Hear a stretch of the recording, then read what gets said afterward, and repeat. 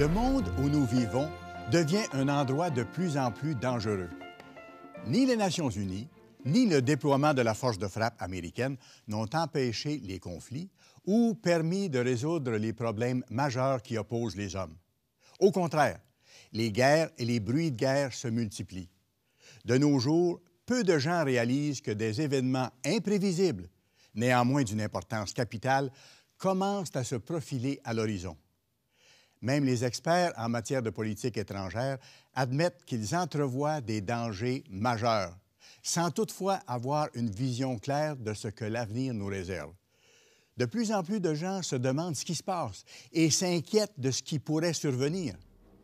Sachez que les prophéties bibliques révèlent, de manière parfois saisissante, l'imminence de sombres événements qui sont sur le point d'éclater, tout en nous montrant que par après, un monde nouveau de justice et de paix véritable fera son apparition. D'ici là, des changements stupéfiants vont à nouveau catapulter l'Europe et l'Allemagne au centre de la scène mondiale. Ces événements arriveront soudainement, prendront les gens par surprise et ils auront de graves répercussions sur toute la planète. Ils se dérouleront selon un plan précis, pour des raisons que Dieu a mentionnées dans la Bible. Il y a longtemps, il est prophétisé qu'un revirement spectaculaire de la situation mondiale aura lieu juste avant le retour de Jésus-Christ sur la terre. Il importe de comprendre non seulement ce qui va se passer, mais aussi pourquoi ces choses vont se produire. C'est possible de connaître ce qui se prépare actuellement et de savoir quoi faire pour être épargné de la détresse qui approche. En fait, l'histoire est en train de se répéter sous nos yeux. L'avenir de l'Europe et le rôle que jouera de nouveau l'Allemagne vous concernent personnellement, qui que vous soyez, où que vous soyez. Restez à l'écoute.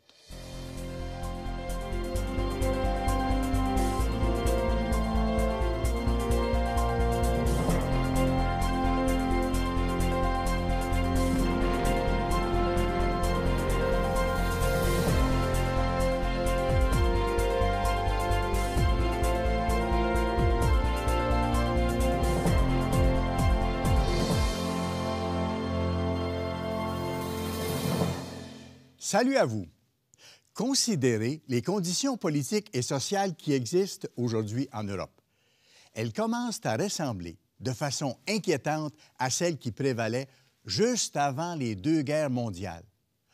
On assistait alors, comme c'est le cas aujourd'hui, à une recrudescence des conflits sociaux, à des soulèvements populaires, à des tentatives malheureusement inefficaces de la part des politiciens pour résoudre les problèmes, et à l'accroissement du mécontentement des gens par rapport à des leaders de plus en plus déconnectés de la population. Pendant ces deux périodes, on a vu émerger des démagogues porteurs de plans et d'idées grandioses qui s'affichaient en défenseurs de la masse mécontente et désabusée. En ce moment même, des phénomènes identiques font de nouveau surface, particulièrement en Europe, où l'inquiétude grandit. Bouleversements économiques, augmentation de la criminalité, du chômage, de la corruption des politiciens et de l'immigration étrangère. Dans les médias, plusieurs politiciens de tendance libérale sont accusés de corruption et d'incompétence. Les processus démocratiques apparaissent lourds et inefficaces. Les valeurs morales s'écroulent. La tolérance, le recours à la conciliation et les appels à la raison ne parviennent pas à résoudre les problèmes. Aussi, le sentiment de frustration et un puissant désir de changement gagnent du terrain, exactement comme c'était le cas avant la Seconde Guerre mondiale. Ce sont des signes avant-coureurs. Vous serez sans doute surpris d'apprendre qu'en 1934, soit 5 ans avant le début de la Seconde Guerre mondiale, Winston Churchill, comme il le relate dans son ouvrage intitulé « The Gathering Storm », avait averti les gens de sa génération en disant qu'aucune des leçons du passé n'a été apprise, qu'aucune n'a donné lieu à des actions concrètes et que la situation est incomparablement plus dangereuse. Notez que la génération actuelle est tellement occupée à vivre dans le présent, au milieu d'un tourbillon d'activités et de divertissements, sinon dans une course stressante pour la simple survie, qu'elle en oublie de considérer que l'histoire a tendance à se répéter. Pour la troisième fois en un peu plus d'un siècle, l'Allemagne s'élèvera pour dominer l'Europe et le reste du monde. Face au climat d'incertitude et de crainte qui règne dans la société sur le plan économique, social et politique, personne ne semble avoir de réponse. Toutefois, l'histoire nous donne des indications précises et la Bible nous fournit des réponses vitales. Dieu a déclaré « Souvenez-vous de ce qui s'est passé dès les temps anciens, car je suis Dieu et il n'y en a point d'autre. Je suis Dieu et nul n'est semblable à moi. J'annonce dès le commencement ce qui doit arriver et longtemps d'avance ce qui n'est pas encore accompli. Je dis, mes arrêts subsisteront et j'exécuterai toute ma volonté. » Le Créateur de toutes choses n'a pas abandonné sa création à elle-même, laissant aller l'humanité à la dérive jusqu'à ce qu'elle s'autodétruise, ce qui est franchement devenu possible avec l'apparition et l'accumulation des armes de destruction massive. Il interviendra.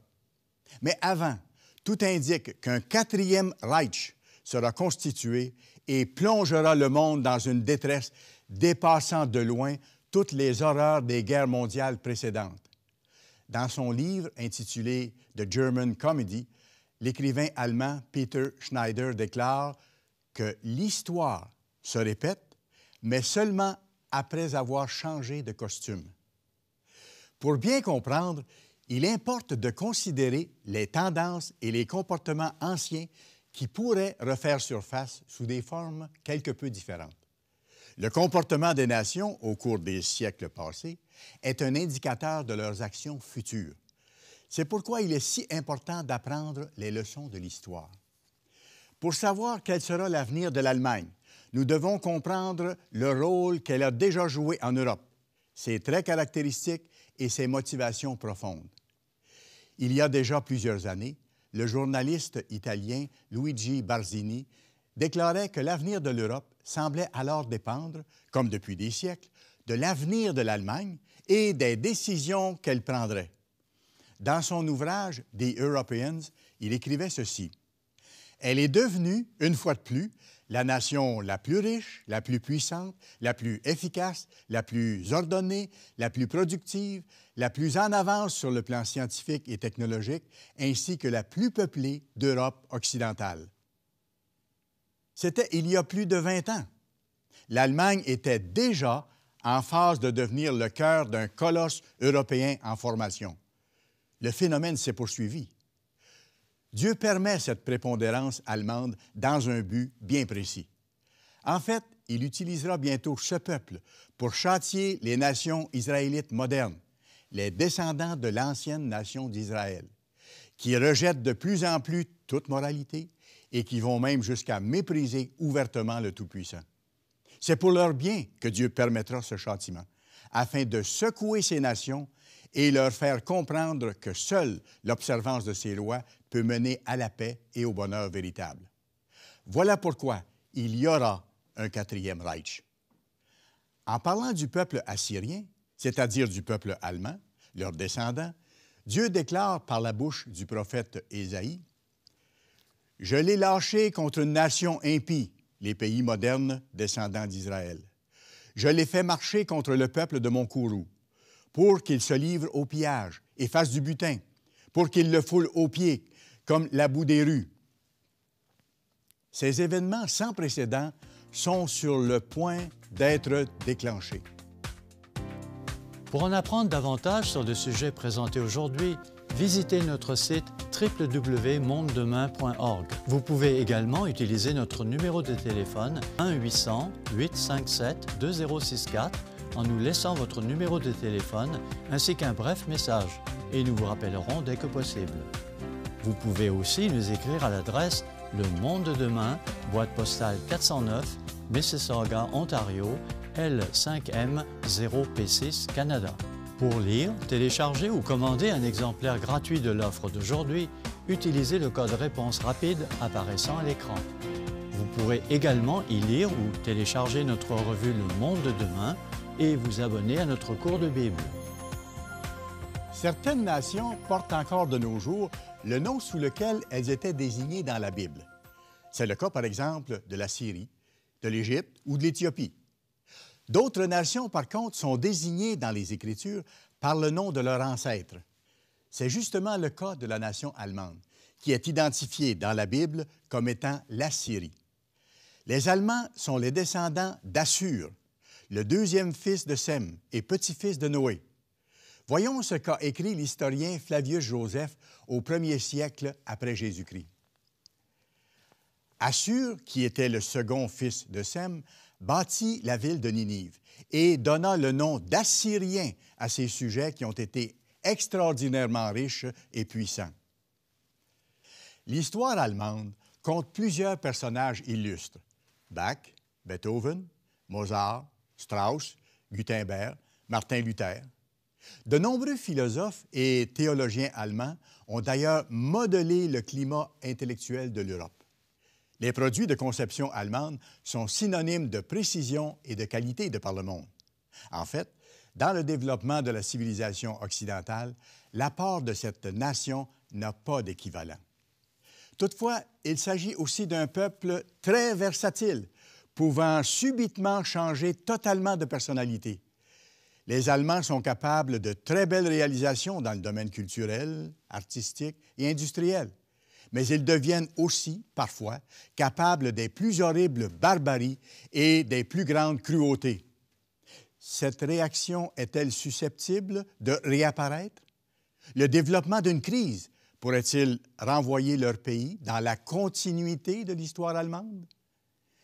À la perspective des siècles passés, cette histoire révèle, dans le caractère national des Allemands, une tendance marquée à passer par des changements périodiques et spectaculaires. David Schoenbaum a écrit « À certaines époques, les voyageurs décrivent un pays de poètes et de philosophes, avec des paysages de cartes postales, qui devient soudainement, à d'autres époques, une nation de guerriers et de conquérants efficaces et brutaux. » Dans la mythologie, leur principal dieu porte le nom d'Assur, comme leur ancêtre. C'est le dieu de la guerre, et il est représenté comme un dieu soleil, avec un disque ailé, comme le rapporte l'Encyclopédia Britannica. C'est également la forme de la svastika, ou croix gammée, qui représente la puissance et l'énergie.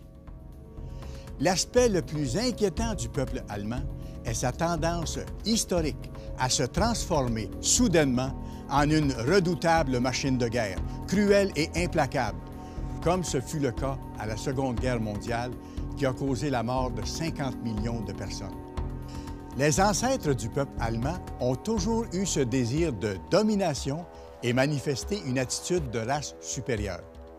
Par la bouche de son prophète Ésaïe, Dieu souligne cette tendance de l'Assyrien qui dit « Mes princes ne sont-ils pas autant de rois? » L'Encyclopédia Britannica rapporte qu'en 98 après Jésus-Christ, l'historien romain Tacite se référait aux tribus vivant le long du Rhin en les appelant du nom de Germanie.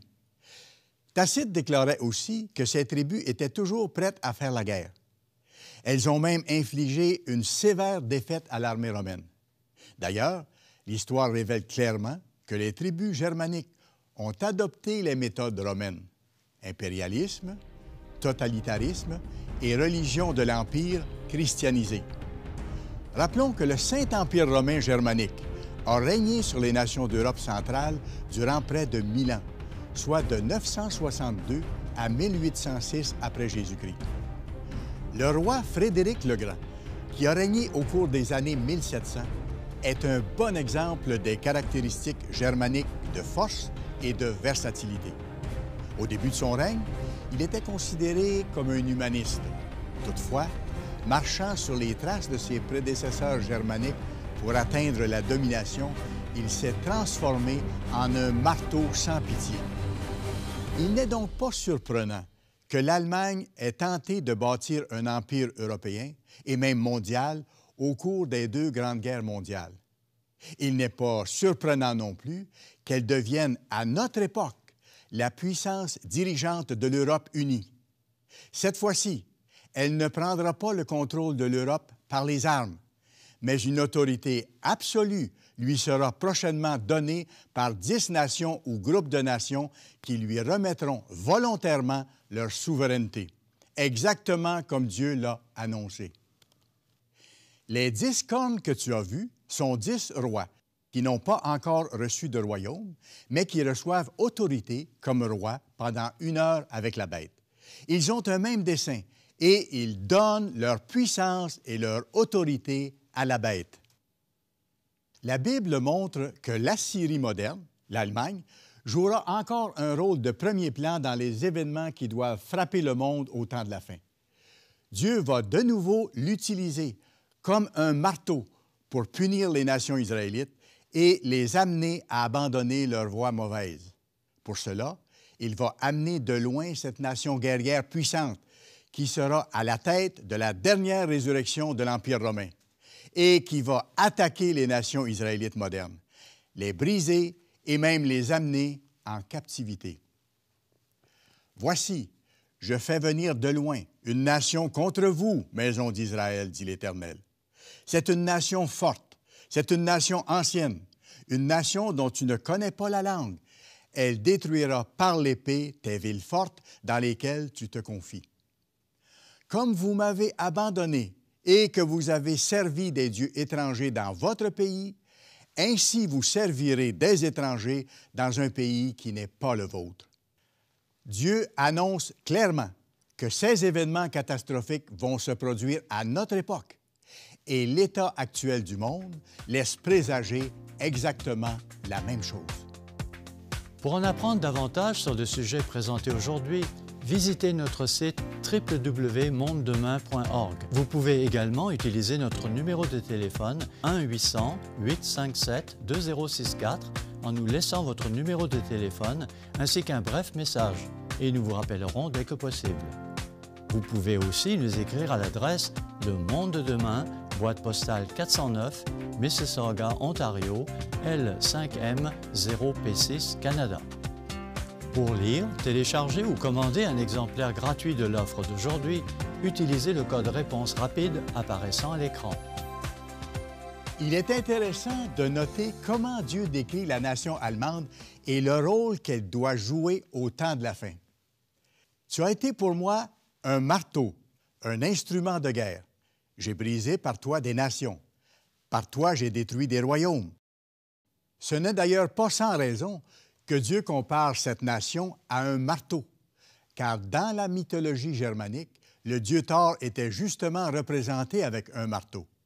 Ce qui a été sera. Ce qu'ont subi autrefois nos ancêtres va bientôt arriver à nos nations israélites modernes. Il y a dualité de réalisation dans la prophétie. Juste avant le retour de Jésus-Christ, l'Allemagne jouera un rôle important sur la scène mondiale et aura un impact sans précédent sur Israël moderne, non seulement sur la nation juive et sur l'État d'Israël, mais aussi sur les États-Unis, sur les nations d'origine britannique et sur les autres nations de souche israélite. Pourquoi? Parce qu'elles ont rejeté les lois de Dieu, tout comme l'ont fait nos ancêtres, et qu'elles ont refusé d'entendre les messages d'avertissement des serviteurs de Dieu. Il est écrit, « L'Assyrien sera leur roi parce qu'ils ont refusé de revenir à moi. » Quel sort nos ancêtres ont-ils subi en conséquence de leur rejet de Dieu?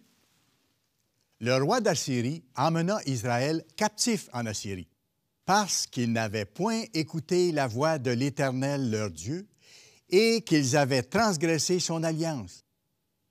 À moins qu'elles ne se repentent et qu'elles ne changent, nos nations vont malheureusement subir le même sort. Notre responsabilité est d'avertir ces gens afin qu'ils se tournent vers Dieu, qu'ils abandonnent leur voie de vie contraire aux lois divines et qu'ils en soient bénis au lieu de devoir passer par une telle correction. Le monde se retrouve aujourd'hui dans des conditions similaires à celles qui ont précédé la Seconde Guerre mondiale. Une époque chaotique, troublée, instable et incertaine a ouvert la porte à la prise du pouvoir par Hitler, qui était porté par une longue tradition germanique de domination et par une sombre irrationalité de cruauté et de destruction.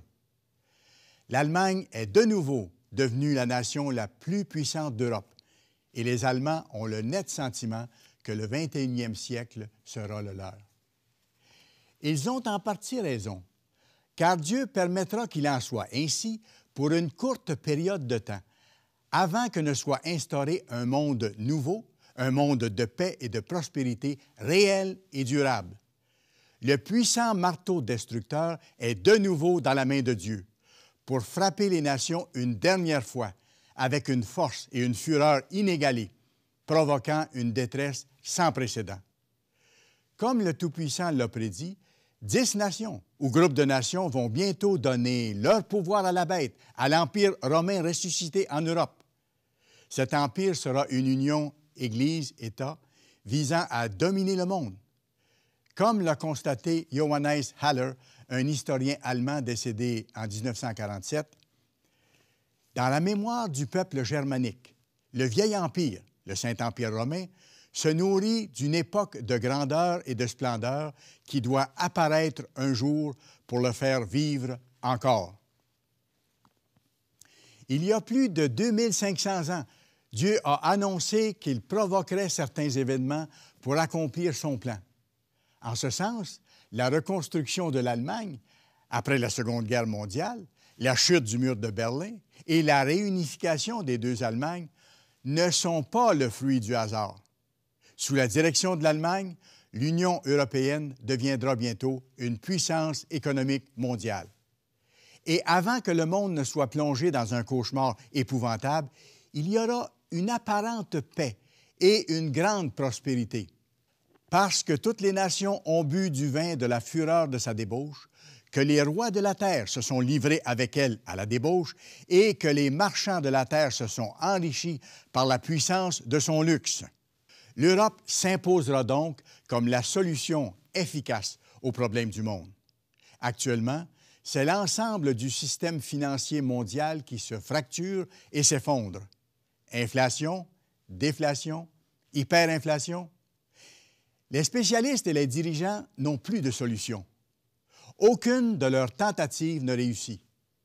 Toutes les circonstances sont en place pour que le monde se réjouisse de l'apparition d'une puissance mondiale capable d'établir une paix et une prospérité tant attendues, même si elles ne seront que d'apparence et de courte durée. Remplis d'admiration, la terre entière suivit la bête, et ils adorèrent le dragon, parce qu'il avait donné l'autorité à la bête. Ils adorèrent la bête en disant « Qui est semblable à la bête et qui peut combattre contre elle? » À son entrée en scène, la bête paraîtra paisible et humaniste, comme Frédéric le Grand l'a été. Mais elle se transformera ensuite en une bête guerrière dévorante, sa deuxième personnalité. Après un interlude de paix apparente et de prospérité, ce système plongera le monde dans ce que la Bible appelle la plus grande détresse de tous les temps. C'est à ce moment que Dieu interviendra pour empêcher l'humanité de s'autodétruire. Car alors, la détresse sera si grande qu'il n'y en a point eu de pareil depuis le commencement du monde jusqu'à présent, et qu'il n'y en aura jamais. Et si ces jours n'étaient abrégés, personne ne serait sauvé, n'aurait la vie sauve. Mais à cause des élus, ces jours seront abrégés. Au-delà des mauvaises nouvelles, il y a donc de très bonnes nouvelles.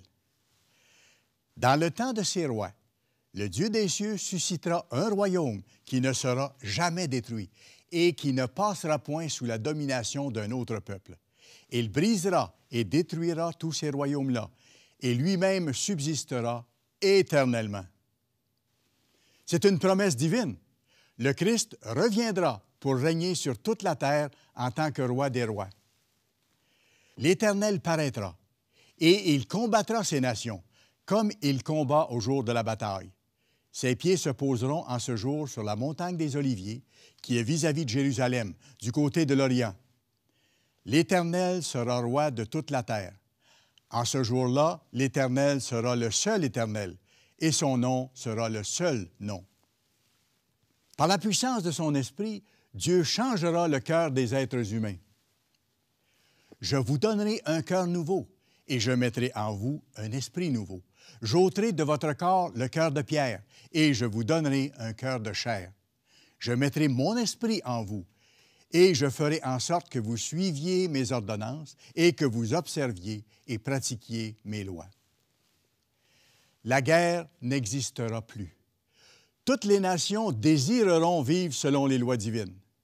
La société sera enfin paisible et heureuse. Durant le futur règne millénaire du Christ, Dieu utilisera alors la formidable force intellectuelle et culturelle du peuple allemand pour contribuer à enrichir le monde. L'Allemagne aussi se tournera vers Dieu, se repentira et sera appelée à jouer un rôle important dans le monde de demain. En ce même temps, il y aura une route d'Égypte en Assyrie. Les Assyriens iront en Égypte et les Égyptiens en Assyrie. Et les Égyptiens avec les Assyriens serviront l'Éternel. En ce même temps, Israël sera, lui, troisième, uni à l'Égypte et à l'Assyrie, et ces pays seront l'objet d'une bénédiction. L'Éternel des armées les bénira en disant, « Béni soit l'Égypte, mon peuple, et l'Assyrie, œuvre de mes mains, et Israël, mon héritage. » L'humanité entière jouira enfin de la paix, de l'abondance et du bonheur. Joignez-vous à nous chaque semaine à l'émission Le Monde de demain. Nous continuerons de partager avec vous les enseignements de Jésus-Christ et la signification des prophéties du temps de la fin. Nous vous invitons à être des nôtres pour découvrir la perspective divine concernant les événements qui marquent l'actualité, les vérités bibliques et la vie chrétienne. Sur ce, je vous dis à la semaine prochaine. Même heure, même station.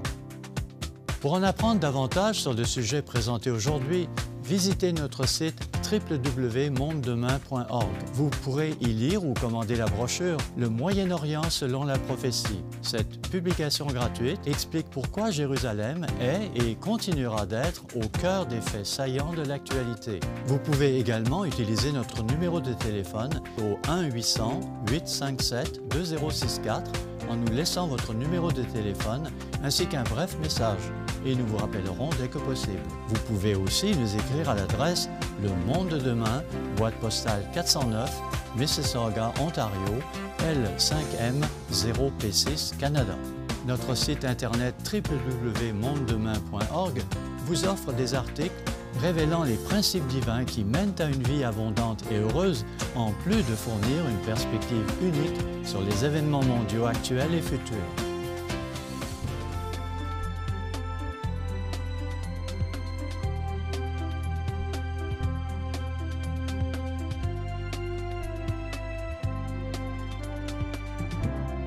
Cette émission est produite par l'Église du Dieu vivant.